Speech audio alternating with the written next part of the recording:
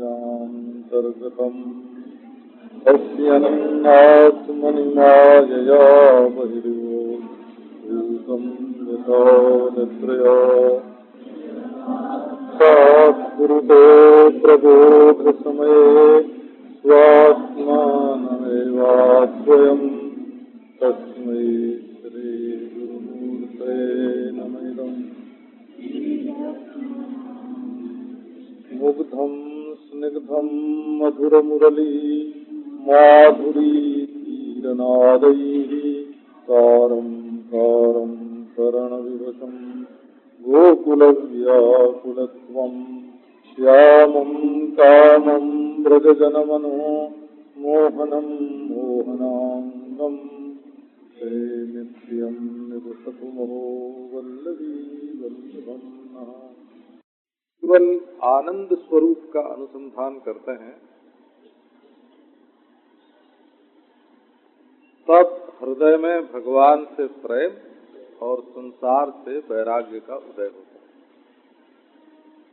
ये जो कहते हैं ना, दुख की आत्यंतिक निवृत्ति और परमानंद की प्राप्ति, क्योंकि प्रेम आनंद से होता है और आनंद के जो सिवाय होता है, उससे जो पृथक होता है वो तो दुख होता है और दुख से वैराग्य होता है। तो ये भक्ति जो है वो सच्चिदानंद में से आनंद प्रधान है। और सांख्य योग का जो विवेक है ये दृश्य और मैं दृष्टा, ये चैतन्य प्रधान है। दृष्टा चैतन्य होता है और दृश्य जड़ होता है। तो जड़ से अपने आप को विवेक करना, अलग करना। देखो, पहले दुख से अपने को अलग करना, आनंद से जोड़ना, और जड़ से अपने को अलग करना, चैतन्य हो जाना। तो अब देखो इसमें सूझबूझ की बात क्या है कि मैं आनंद हूं, ऐसा अनुसंधान नहीं करते हैं। वो परमेश्वर जिसको हम पाना चाहते हैं वो आनंद है, और वो चैतन्य है, ऐसा अनुसंधान नहीं करते हैं। दृश्य का दृष्टा, जड़ का दृष्टा, मैं चैतन्य हूं, ऐसा अनुसंधान करते हैं। क्योंकि दूसरे को चैतन्य मानना केवल मान्यता हो जाएगी ना, और अपने को ही आनंद मानने में फिर पुरुषार्थ की हानि हो जाएगी। फिर चाहते क्यों हैं? तुम तो खुद ही हो, तो चाहते काहे को? तो चाहने के लिए और चाहिए, नहीं तो हमारे तो बड़े बड़े वेदांती महाराज 20-30 वर्ष से तो लगे हैं और बोलते हैं कि महाराज हमको ये अनुभव तो होता है कि हम चैतन्य रूप हैं, लेकिन हम आनंद रूप हैं, ये अनुभव नहीं होता। ये जरूरी हो कि एक बार आनंद को प्राप्तव्य करके विवेक कर लिया जाए कि जिस आनंद को हम पाना चाहते हैं वो कैसा है ना, और एक बार पाने वाला कौन है इसका भी विवेक कर लिया जाए। और ये योग शास्त्र जो है ना, निरोध सन मात्र कैसा होता है, असंप्रज्ञात, निर्विकल्प, निर्बीज सन मात्र कैसा होता है, ये समाधि बताते हैं। तो सत्ता की प्रधानता से समाधि, चेतनता की प्रधानता से विवेक, और आनंद की प्रधानता से भक्ति भाव होता है। तो देखो, आनंद तो सृष्टि में सब चाहते हैं, ऐसा कौन है जो आनंद न चाहता हो? अगर हाथ उठवाया जाए कि हम आनंद नहीं चाहते हैं, एक हाथ भी न उठे, सब आनंद चाहते हैं। तो ये जो गोपियों का श्री कृष्ण की ओर आकृष्ट होना है, ये सच्चिदानंद घन परमार्थ रूप प्रभु की ओर आकृष्ट होना है। इसी आकर्षण का नाम प्रेम है। दिल खींचता है, कृष्ण की ओर दिल खींचता है। ये दिल का खींचना और दुनिया के सब संबंधों को और वस्तुओं को छोड़कर कृष्ण की ओर दौड़ जाना है ना, यही गोपियों का त्याग है। हो जैसे हमारी इंद्रिय वृत्तियां बाहर के शब्द को छोड़कर बंसी ध्वनि सुने और बाहर के स्पर्श को छोड़कर कृष्ण का स्पर्श अनुभव करना चाहे और बाहर के रूप को छोड़ करके कृष्ण का रूप देखना चाहे और बाहर का रसगंध छोड़ करके भीतर का रसगंध लेना चाहे, तो ये जो इंद्रिय वृत्तियों का बाहर की अपेक्षा से भीतर वाले कृष्ण के लिए उन्मुख होना है और बाहर की चीजों को छोड़ करके उनके पास जाना है, ये जो आध्यात्मिक क्षेत्र में जो ये वृत्तियों का आनंदोन्मुख प्रवाह है, इसी का गोपियों के अभिसार के रूप में वर्णन किया गया। इसी से श्रीधर स्वामी ने लिखा कि वस्तुतो निवृत्ति परेयम पंचाध्यायी, वस्तुतः ये पंचाध्यायी निवृत्ति परक है। ये भोग का वर्णन नहीं है, ये योग का वर्णन है। ये राग का वर्णन नहीं है, वैराग्य का वर्णन है। ये संसार के स्वार्थ का वर्णन नहीं है, परमार्थ का वर्णन है। तो अब आओ गोपियां कृष्ण के पास पहुंचे। अब ये महाराज प्रेम जो है ना, इसकी चाल बड़ी निराली होती है। अहेरिव गति प्रेमण स्वभाव कुटिला भवेत्, अतो हेतो रहेतोश्च यूनोर मान उदंचति। बोले भाई, जैसे सांप टेढ़ी चाल से चलता है ना, वैसे प्रेम भी टेढ़ी चाल से चलता है। तो टेढ़ी चाल से चलना क्या है कि इसमें रस बढ़ाना है, तो प्रत्येक क्रिया रस बढ़ाने वाली होनी चाहिए, दुख बढ़ाने वाली नहीं होनी चाहिए। तो रस कैसे बढ़े? तो रस थोड़ा खींचा खींची में बढ़ता है, पर ये बात मालूम पड़े कि ये खींचा खींची रस के लिए है। हृदय में एक साथ ही प्रेम भी रहे और द्वेष भी रहे, ऐसा नहीं हो सकता। आपको कभी सुनाया होगा प्रेम और दुख, ये दोनों तो एक साथ हृदय में रह सकते हैं, क्योंकि दुख प्रेम का विरोधी नहीं है। कभी कभी हम अपने प्रियतम को सुख पहुंचाने के लिए बहुत दुखी हो जाते हैं? उसमें भी ये नहीं कि हमारे हाथ का बनाया नहीं खाया, ये नहीं हो। ये प्रेम का लक्षण नहीं है कि हमारे हाथ का बनाया नहीं खाया। प्रेम का लक्षण ये है कि हमारे हाथ के भोजन के बिना उनको स्वाद नहीं आया होगा, वो भूखे रह गए होंगे। हमारे हाथ का भोजन उन्होंने नहीं किया, इसमें अपना अहम भाव आया, हमारा हाथ है ना, और उनको तृप्ति नहीं हुई, ये सुख का ख्याल हुआ, उनके सुख का ख्याल हुआ। तो ये प्रेम की स्थिति जो है वो बड़ी विचित्र है बोला।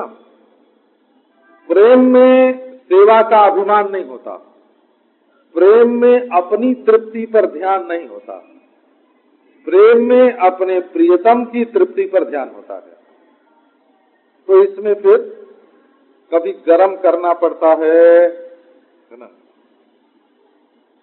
देखो, आप के घर में आपका कोई अच्छा मेहमान आ जाए तो आप चाहेंगे कि उसको गरम गरम रोटी, गर्मा गर्म दाल खिलाना, लेकिन उसी समय आप चाहेंगे कि पानी रेफ्रिजरेटर में से निकाल के ठंडा ठंडा दें। क्यों भाई, आपका अपने प्रीतम से प्रेम है तो या तो उसको गर्मा गर्म पानी भी दो और गर्मा गर्म भोजन भी दो, है ना, या तो ठंडा ठंडा पानी भी दो और ठंडा ठंडा भोजन भी दो। कि नहीं, एक चीज ठंडी चाहिए, एक चीज गर्म चाहिए। यही प्रेम का स्वरूप है ना। ये ठंडे में भी प्रेम है और गर्म में भी प्रेम है।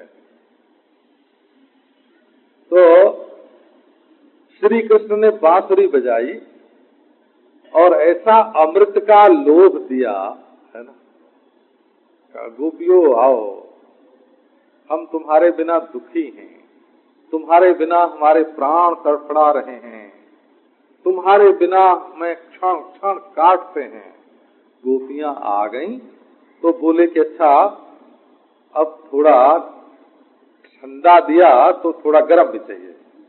रसोई बनानी होती है ना कभी कभी, हमको याद तो नहीं है किस चीज में, पर मैंने देखा था बचपन में रसोई बनाते समय कढ़ाई में एक चीज पक रही थी कोई, तो बगल में मट्ठा रखा हुआ था, तो उस कढ़ाई में तो उस चीज को चलाती जाती थी माता जी और ऊपर से मट्ठा निकाल के उस पर छींटा देती जाती थी, है ना। कढ़ाई में आग की तो गर्मी आती थी और मट्ठे की ठंडक उसके ऊपर छिड़कती जाती थी। कोई चीज बना रही थी, हमको याद नहीं क्या चीज थी। अच्छा ऐसा, अच्छा वो दादाजी बताते हैं, ये पाक शास्त्र के आचार्य हैं महाराज। ये कहते हैं कि अरबी जब बनाते हैं घुइयां, सब ऐसा करते हैं कि उसको घी में भूनते भी जाएं और उस पर मट्ठे का छींटा भी देते जाएं, दही भी डालते हैं।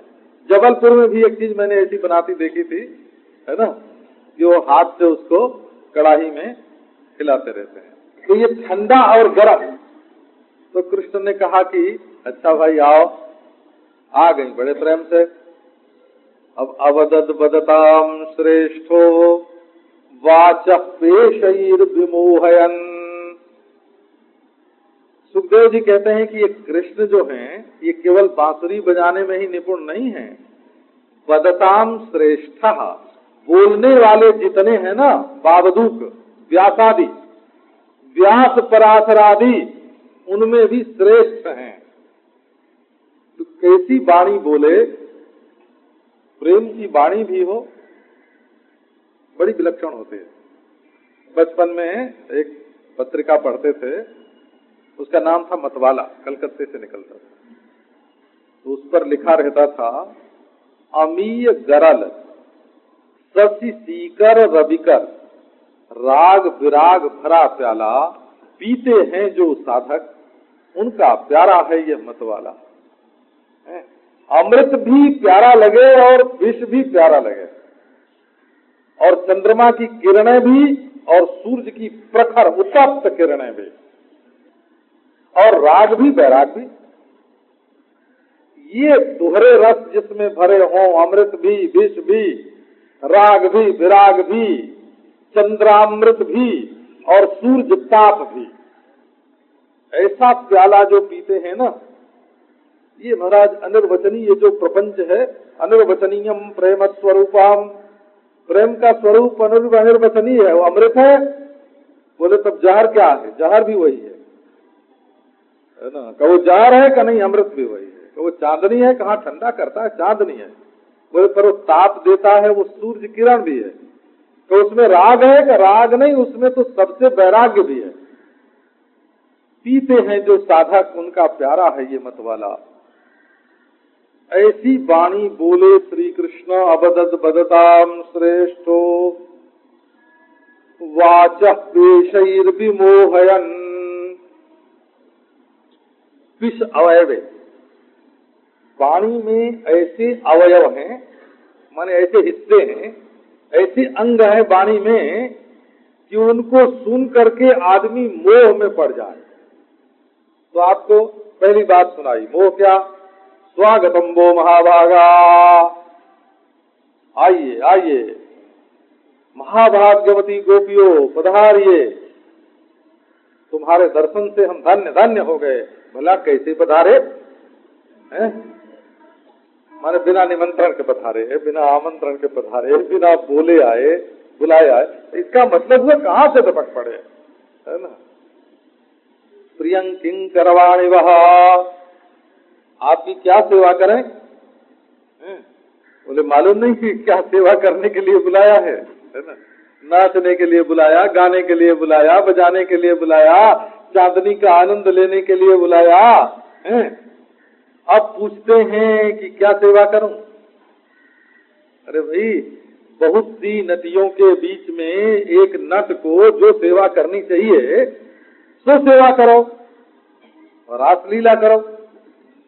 ब्रजस्यानामयम कच्चित ब्रूतागमन कारणम। अरे बाबा, ब्रज में कुशल मंगल तो है ना? किसी संकट में पड़ के तो नहीं आई हो? आने का कारण बताओ। इसका भी अर्थ बदल देते हैं हो, पर वो पीछे सुनाऊंगा। हैं? रास्ते में कोई तकलीफ तो नहीं हुई? गांव में तो अच्छा है। समझ में नहीं आता रात के समय क्यों आई आप लोग? श्री कृष्ण सोचते थे, देखो इसमें बड़ा बढ़िया विचार है। गोपी तो सब कुछ छोड़ के आ गए। अब श्री कृष्ण यदि तुरंत उनसे मिल जाए और दुनिया में जब ये रास लीला गाई जाए, लिखी जाए, तो यही न लिखा जाएगा कि गोपियां घर छोड़ के आईं और कृष्ण उनके साथ ताता थे नृत्य करने लगे। यही न होगा। तो इससे ये कैसे मालूम पड़ेगा कि गोपियों के हृदय में कृष्ण के प्रति कितना प्रेम है? और असल में रास लीला तो प्रगट इसलिए की गई, इसलिए ये जैसे सीताराम की कथा है ना, ये दिखाने के लिए है कि सीता जी रामचंद्र से कितना प्रेम करती थी। राम जी ने छोड़ दिया और सीता जी के मन में एक दिन भी, एक क्षण के लिए भी रामचंद्र के प्रति दोष दृष्टि नहीं आई। वो उनका मंगल मनाते थे। रोज उठ करके प्रातः काल श्रीनिवासाय मंगलम, रामचंद्राय मंगलम, है ना? रात दिन उनके पास मंगल भेजती थी, आशीर्वचन भेजती थी। लोग कहते हैं राम ने बुरा किया, सीता को छोड़ दिया है? परंतु सीता के मन में तो कभी कड़वा भाव नहीं आया। लोगों ने कहा कि पांडवों ने बहुत बुरा किया, द्रौपदी को जुए पर बाजी लगा दिया, बड़ा बुरा किया पांडवों ने। पर ये तो कोई नहीं कहता कि द्रौपदी ने बुरा किया। द्रौपदी मना कर देती, क्या नहीं रखी जाती बाजी तो, है ना? नहीं, द्रौपदी का प्रेम नहीं छूटा। नल ने दमयंती को छोड़ दिया, पर दमयंती के मन में कुछ कड़वा भाव आया। तो जो अपमान के समय, त्याग के समय, संकट के समय, दुख सह के भी, है ना, जो प्रेम बढ़ता है उस प्रेम में वेग है, उस प्रेम में शक्ति है। और जो प्रेम मन की अनुकूलता प्राप्त करके बढ़ता है और मन की प्रतिकूलता होने पर घट जाता है, वो प्रेम तो प्रेम ही नहीं है। तो श्री कृष्ण को ये जाहिर करना था कि देख लो संसार वालों, गोपियां हमसे कितना प्रेम करती हैं, है ना? कैसे भी गोपियों का प्रेम संसार में प्रकट होना चाहिए। हम बांसुरी बजाते हैं ये नहीं, वे आ जाती हैं सब कुछ छोड़ करके ये नहीं, उनके हृदय में क्या है, कितना प्रेम है। तो बोले बाबा अब इनका हृदय देखना तो सबके लिए, हम तो देखते हैं कि इनके दिल में कितना प्रेम है। श्री कृष्ण ने तो कहा न पारये हम निरवध्य संयुजाम स्वसाधु कृत्याम विबुधायुषा पिबहा। श्री कृष्ण तो कहते हैं कि यदि हम ब्रह्म जीवन से, अविनाशी अनंत जीवन से तुम्हारी सेवा करें तो भी तुम्हारे प्रेम से उऋण नहीं हो सकते। कर्जदार, लेकिन और तो नहीं जानते हैं। श्री कृष्ण गोपियों के ऋणी हैं, ये बात श्री कृष्ण जानते हैं। वे उनसे उऋण नहीं हो सकते, इस बात को कृष्ण जानते हैं। पर कृष्ण चाहते हैं कि कितना प्रेम होने पर गोपियों के ऋणी हो गए कृष्ण। गोपियों का प्रेम भी सृष्टि में प्रकट हो गए। इसके लिए बोले अरे गोपियों, ये तुम्हारा आगमन तो अस्थाने है। अस्थाने माने अयुक्त, ठीक मौके पर नहीं आए। अस्थाने क्यों? रजन्येषा घोर रूपा घोर सत्व निषेविता प्रतियात ब्रजम नेह स्थेयम स्त्री विश्व मध्यमा। इतनी भयंकर है रात्रि, ऐसा रजनी, तत्रापि घोर रूपा, बड़ी भयंकर है महाराज। और घोर सत्व निषेविता, और इसमें जो घोर प्राणी है ना, भूत प्रेत, शंकर जी के गान, सर्प, बिच्छू, भेड़िए, गीदड़, ये सब जो रात भर छिपे रहते हैं ना, वो सब के सब निकल आए। प्रतियात ब्रजम, लौट जाओ तुम अपने घर को। प्रतियात ब्रजम नेहस्थेयम स्त्रीभि सुमध्यमाः, यहाँ स्त्रियों को रात के समय नहीं रहना चाहिए जंगल में, और सो भी तुम कोई साधारण स्त्री थोड़ी हो। सुमध्यमाः, बड़ी सुंदरी हो, तुम्हारा मध्यम भाग बड़ा सुंदर। तो मध्यम भाग के सौंदर्य का अभिप्राय है सर्वांग सौंदर्य। वो तो एक, जैसे किसी को कहे कि तुम्हारी आंखें सुंदर हैं, तो उसका मतलब है वो पूर्ण सुंदर है। ये नहीं कि आंख सुंदर है तो कोई कहे नाक टेढ़ी है, ये मतलब नहीं है। बोले तुम्हारे दांत सुंदर हैं, ये मतलब नहीं होता। तो प्रतियात ब्रजम नेहस्थेयम स्त्रीभिः सुमध्यमाः, इह स्त्रीभिः न स्थेयम तत्रापि भवत्याः सुमध्यमाः। हे सुमध्यमाः, आप तो बड़ी सुंदरी हो, रात में यहाँ क्यों? भ्रातरः पितरः पुत्राः मातरः पतयश्च वः विचिन्वन्ति हि अपश्यन्तो मा कृध्वं बंधु साध्वसम्। तुमको मालूम नहीं, भ्रातरः पितरः, तुम्हारे भाई ढूंढ रहे हैं, तुम्हारे पिता ढूंढ रहे हैं, तुम्हारे पुत्र ढूंढ रहे हैं, तुम्हारी माताएं ढूंढ रही हैं, तुम्हारे भाई बंधु तुमको ढूंढ रहे हैं। विचिन्वन्ति यपत्यन्तो मां कृध्वम बंधु साध्वसम, अपने भाई बंधुओं को दुख पहुंचाना ये तो आवश्यक नहीं है ना। अब देखो क्या किया कि पहले श्लोक में तो गोपियों के आने में हमारी कोई जानकारी नहीं है।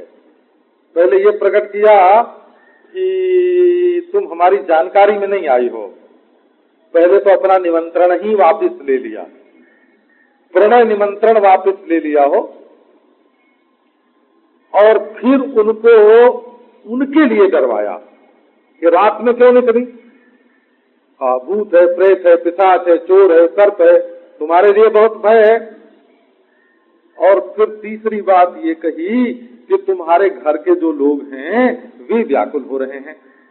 विचिन्वन्ति हि अपश्यन्तो मां कृध्वम बंधु साध्वसम, तुम्हें घर में न देख करके वो ढूंढ रहे हैं, मैं देख रहा हूँ। बोला हमारी दृष्टि वहां तक पहुंचती है, तुम लोगों को तो पांव के नीचे का नहीं सूझता है, और हमको तो वहां तक का सूझता है कि तुम्हारे घर वाले डर डर के कि हाय हाय बड़ी बदनामी हो जाएगी, हमारे घर की बहू बेटी कहाँ चली गई हैं। विचिन्वन्ति हि अपश्यन्तो, घर में तुम्हें रात के समय न देख करके ढूंढ रहे हैं इधर उधर। क्यों तुम उनके चित्त में भय उत्पन्न कर रही हो? अपने भाई बंधुओं का ख्याल करो। दृष्टम वनम कुसुमितम राकेश कर रंजिताम जमुना नीललीलैजत्तरु पल्लव शोभिताम तद्जात माचिरम गोष्ठम शुश्रूषध्वं पतीन सतीहि क्रंदन्ति वत्सा बालाश्च तान पाययतो दुह्यतो। अब गोपियों ने तो सामने देखा न जाए, वो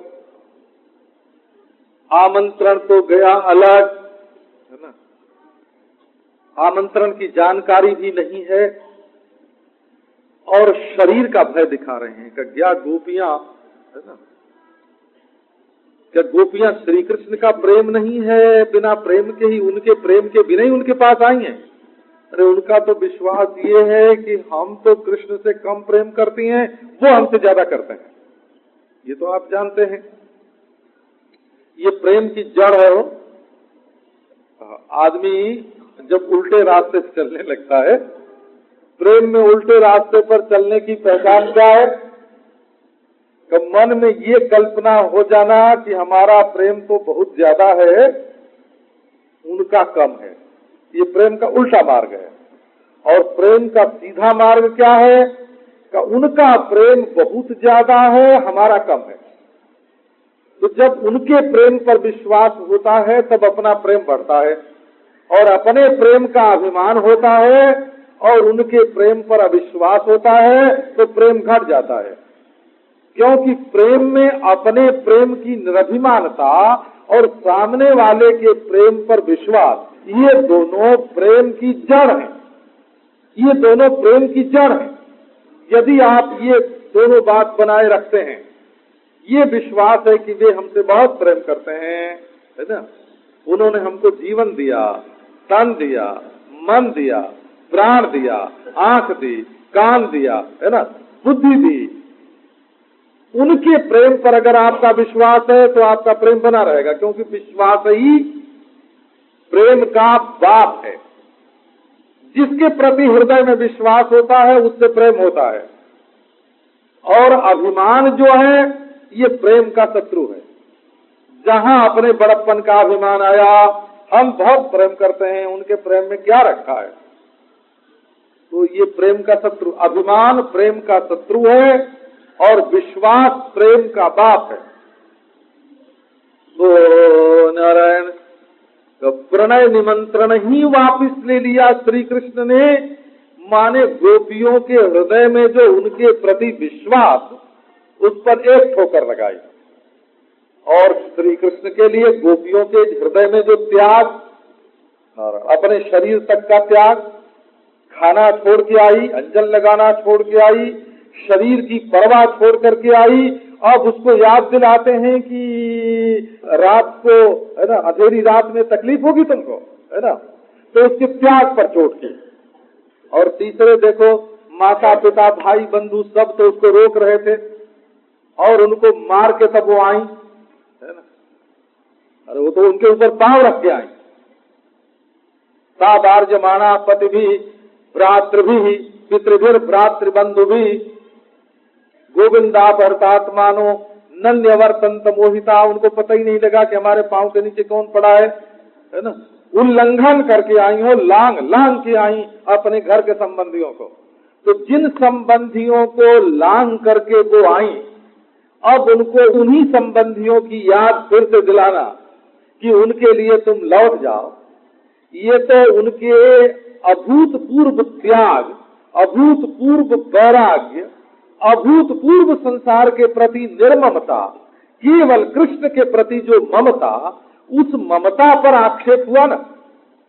तो प्रेमी, है ना, प्रेमी के विश्वास पर आक्षेप, है ना, उसके देह की उपेक्षा पर आक्षेप, उसकी निर्ममता पर आक्षेप, है ना। बोले अरे ओहो, समझ गया, अब तो गोपी देख नहीं सके उनकी। तो क्या मन में सोच के आई थी, है ना, सोच के आई थी कि पीने को मिलेगा अमृत, और यहाँ तो विषवर्षण प्रारंभ हो गया। विश्वनाथ चक्रवर्ती ने इसको विषवर्षण कहा है। हो आहूय गोपी तति चातकावली, गोपी तति रूप, गोपी रूप चातकावली को पहले बुला करके इस श्याम मेघ ने जो उनके प्रति, है ना, कहाँ तो अमृत बिंदु बरसना था और कहाँ वो बवर्ष यद विषम, ऐसा विष वर्षा, ऐसा विष वर्षा महाराज, है ना। बोले कि सिवाय गोपियों को इसको कोई दूसरा सहन नहीं कर सकता था। ये गोपियों का अद्भुत प्रेम है श्री कृष्ण के प्रति कि ऐसी विष वर्षा करने पर भी वे जीवित रह गए।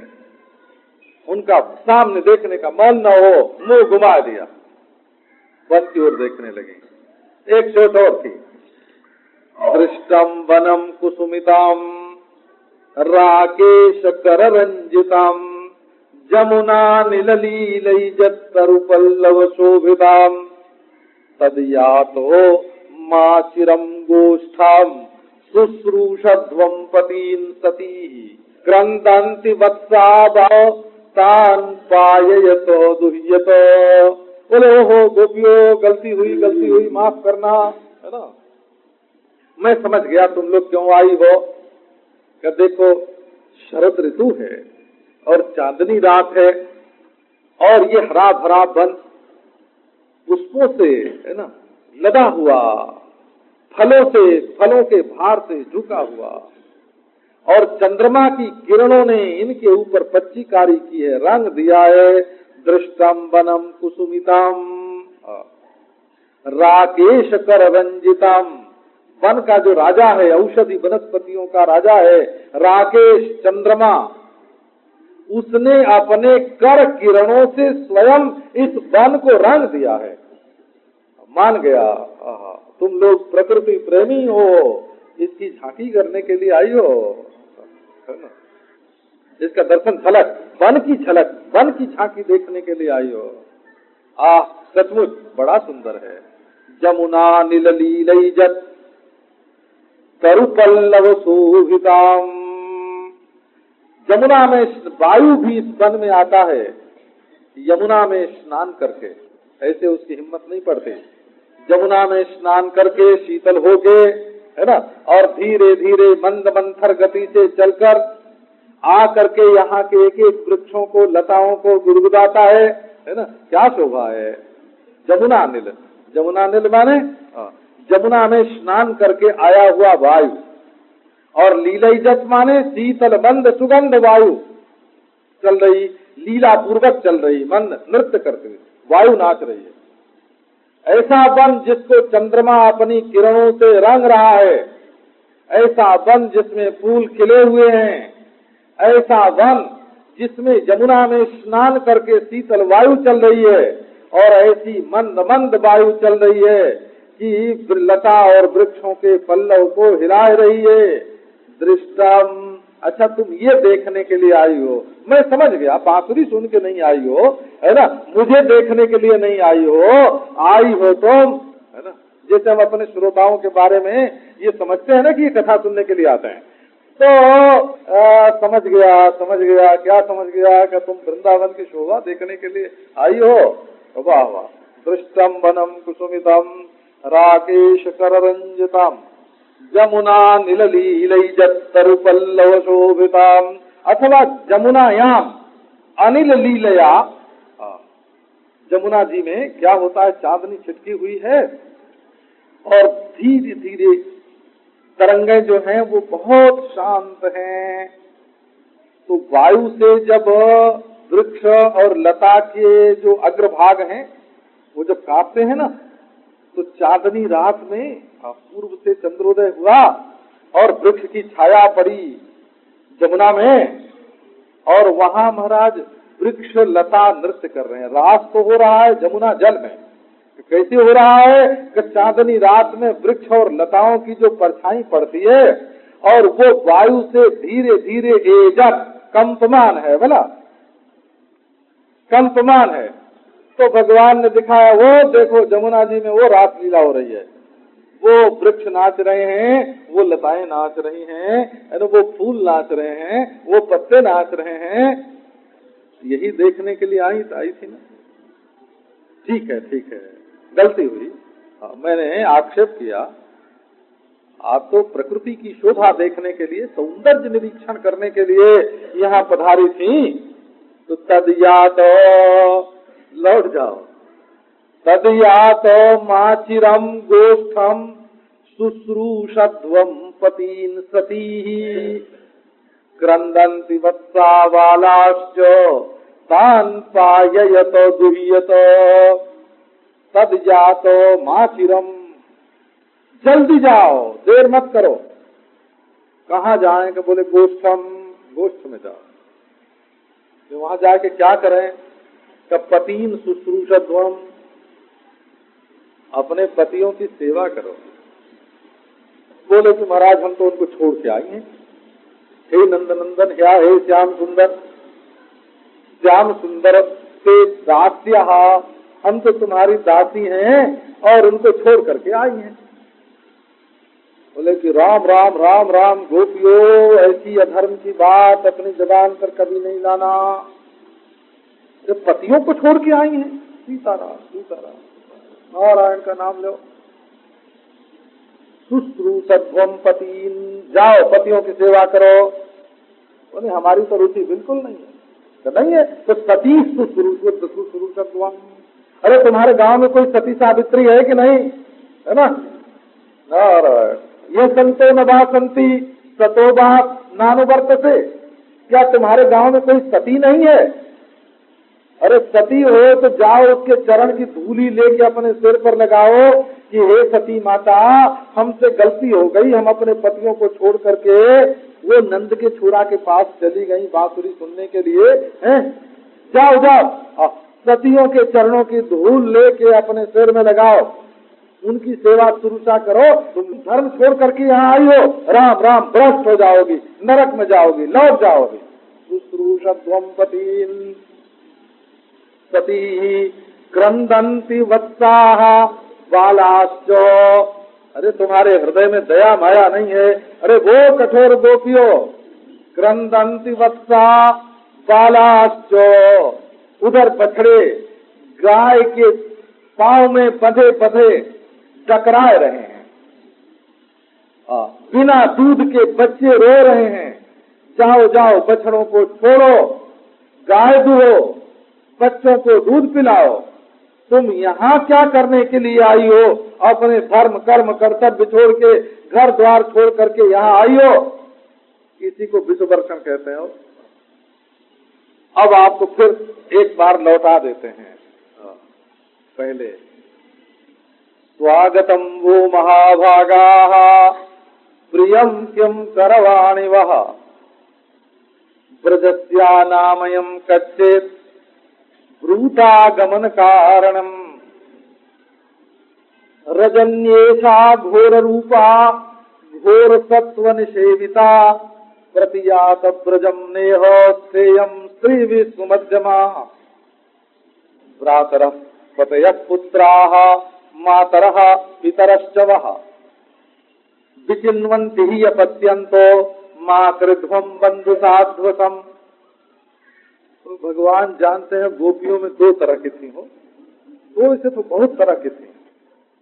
एक तो बिल्कुल जानी पहचानी, अरे गोलोक से आई हुई, और कृष्ण की नस नस को पहचानने वाले। और जो जानकार थी वो सब आके मुस्कुराने लग गई।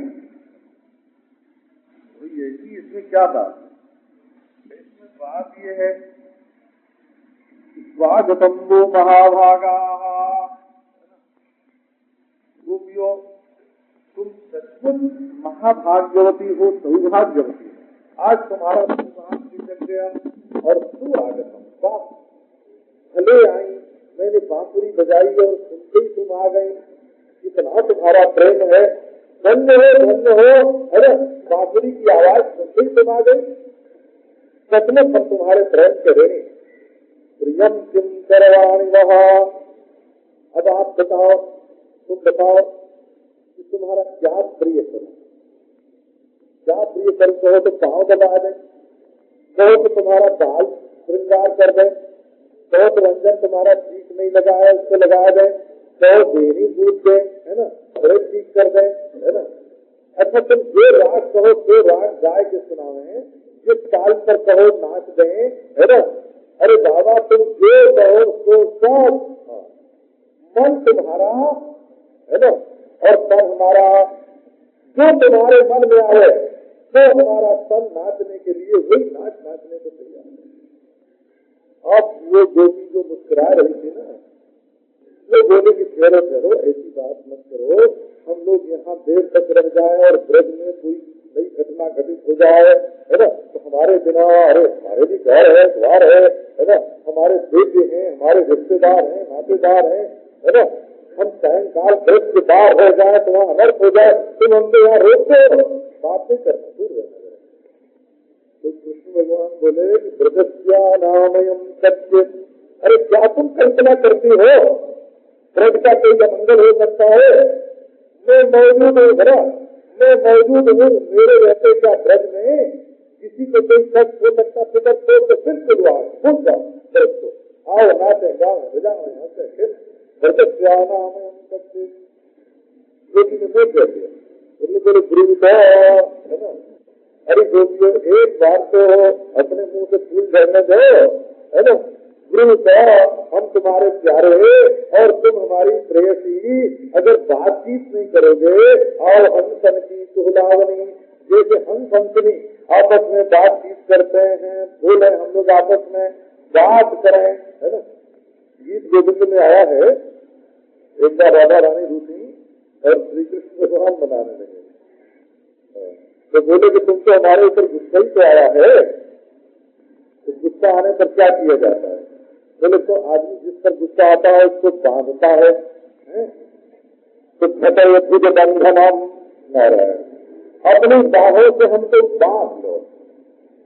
तो जिससे ऊपर गुस्सा आता है क्या करता है आदमी, तो उसको काटता है ना।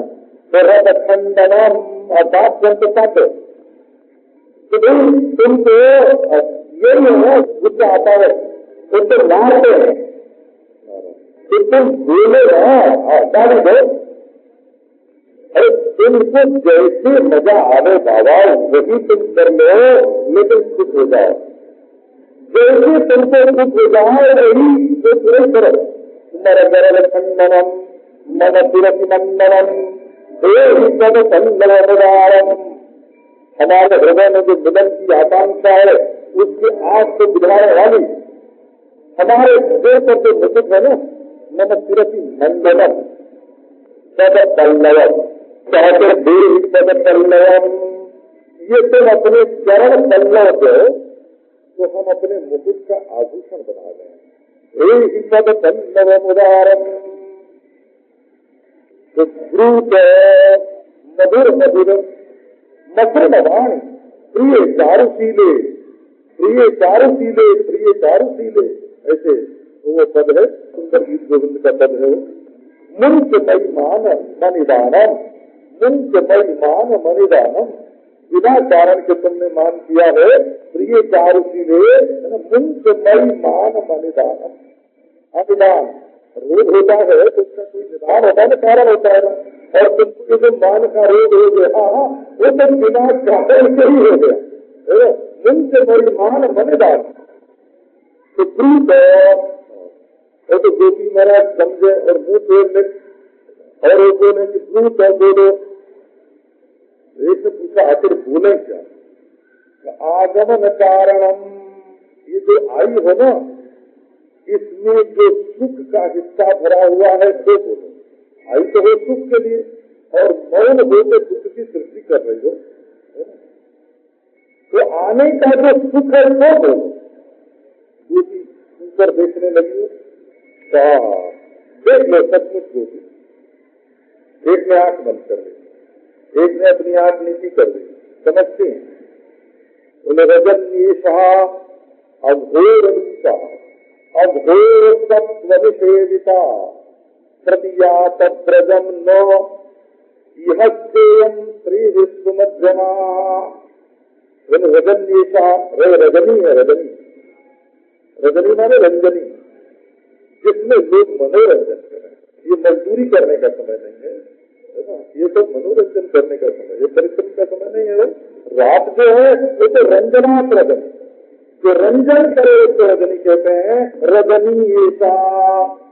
अरे ये देखो रात काय को आंख बंद करती हो, आंख नीचे काय को करती हो, ये तो रजनी है।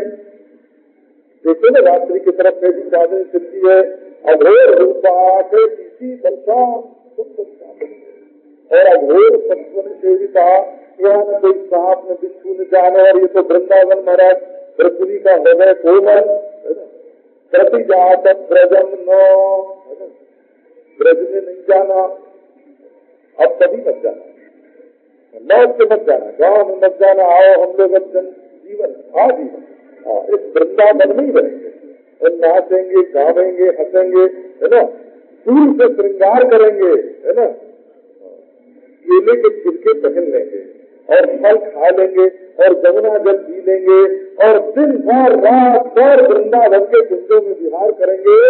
प्रजन मत प्रतिभाओं में मत जाओ। बोले क्यों, कई स्त्री सुमध्यमा। अरे वो सुंदरी गोपियों, गोपियों के लिए ये जगह है, वो जगह नहीं है। वो पतियों के बीच में, माताओं के बीच में, वो जगह नहीं गोपियों के लिए, गोपियों के लिए ये जगह है। तो नेयम श्री विश्वमध्यमा, ये देखो दूसरा भाव है। क्या भाव है? अब एक ही बात, इसी को बोलते हैं भाषा शेषैर विमोहन, शब्द बोलते हैं एक, और बिचारी भोली भाली जो है वो समझती है कि मना कर रहे हैं, है ना। और जो समझदार हैं, चतुर हैं, वो समझती हैं कि प्रार्थना कर रहे हैं, हम तो मना रहे हैं, किया रह जाओ। अब और प्रसंग जो है वो आपको कल सुना।